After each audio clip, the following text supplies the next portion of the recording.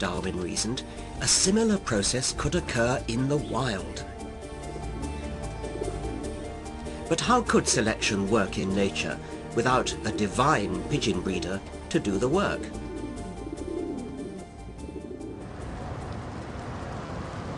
The work of natural selection is classically illustrated by the finches Darwin found on the Galapagos Islands. There are some 13 species, all with different beaks. Yet these varieties all evolved from one ancestral species which arrived from the mainland with one type of beak. One now behaves like a woodpecker, using a cactus spine to hunt for grubs. Another now feeds on ticks living on giant tortoises. While a third, the vampire finch, feeds on the blood of seabirds. These are all activities requiring different types of beak. Natural selection is about survival. The beaks changed because the changes helped the finches to survive. And there wasn't a designer in sight.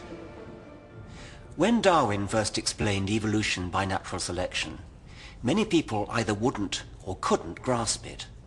I myself flatly refused to believe it when I first heard it as a child. For Darwin's theory to succeed, it had to explain both the wonderful variety of nature and its astonishing complexity. It does both with the utmost elegance.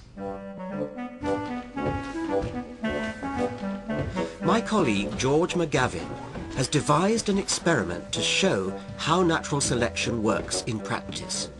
It explains how insects acquire their camouflage. They do it tiny bit by tiny bit. What we've got here is an artificial woodland floor on which I've placed a variety of insects. Some of the insects are very easy to see. Some of the insects are not so easy to see, and a few of them are extremely hard to see. Okay, what I want you to do is to pretend you're in a woodland, okay? And it's sort of darkish, okay? And you're hungry birds, okay? And you're hunting for insects to eat. So if you see anything which you might want to eat, you can say, I can see an insect. Right. Who can see an insect? Me! Right, how many can you see? 3. 3. 2? I can't see any. The children play the role of predators. They show that even a little camouflage gives an insect some advantage, so long as its predators don't get too close. I think I saw something. No. How about that one there? I saw that one. What's I that? saw that one. Caterpillar. A caterpillar. No one spotted What's that that one. No one spotted that one. No, that's the I last one did. I spotted. spotted that one, but I just forgot. If you're obvious, your chances of being eaten are very high, and therefore over time small changes which make you not so obvious will be selected and will be passed on. And so at the end of thousands of years of evolution, the end result will be, or ought to be, an insect which is extremely well hidden in its background. The success of those hidden insects shows how natural selection rewards even tiny changes. The process of natural selection explains how simple structures over millions of years eventually evolved into complex, astonishing creatures like the dinosaurs, or us. But natural selection is not some kind of awards ceremony where nature applauds interesting new genetic mutations. It's not nature's fashion show. It's a competition to the death. Each individual within every species competes in the harsh, even bloodthirsty real world for access to resources and for opportunities to reproduce. Natural selection is all about living long enough to pass on your genes. Darwin realized that wild animals compete to survive. More are born than the food supply can sustain. Inevitably, many die young or otherwise fail to reproduce. Amidst this widespread slaughter, every animal fights a relentless battle for survival.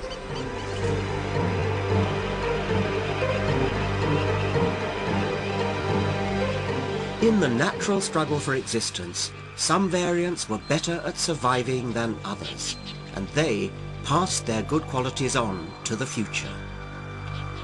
Natural selection explains how we got to where we are now. But does it also suggest to you a dark and troubling answer to the question why we are here? Natural selection suggests that we, like all other animals, are survival machines. We are here only to compete long enough to pass on our genes. This seems to be the purpose of our lives, the reason we are here. But can this really be the only purpose of human existence? I don't think so. Darwin's remarkable theory offers a second meaning of the word purpose. It's an inspiring one, which accords more fully with our own view of our better selves. It stems from the curious observation that we humans appear to be breaking Darwin's rules.